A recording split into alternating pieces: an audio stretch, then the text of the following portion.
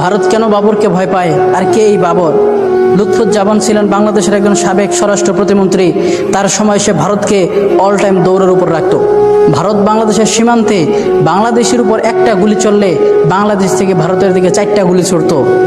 ভারত এতটাই ভয় ছিল বাংলাদেশের দিকে গুলি করা তো দূরের কথা, এইদিকে ওরা যদি ডানাওয়ালা পাখি হতাম, ওই মদিনা দেখার লাগি উড়ে যাইতাম। হৃদয় জুড়ে দেখতাম আমি নয়ন ভরে, দু জাহানের বাদশা নবী কমলিওয়ালা রে, দু জাহানের বাদশা নবী কমলিওয়ালা রে। আমরা বলে রাজাকার, কয়দি দেশের রাজাকার, ছাত্র আওয়াজ না উড়াইলে দেশের ভিতরে হাহাকার। গদিত বইছে স্বৈরাচার, কত কিছু সয়া আর তোর পজিশন টিকা থাকবো কত ভাই কমইরা আর নামছি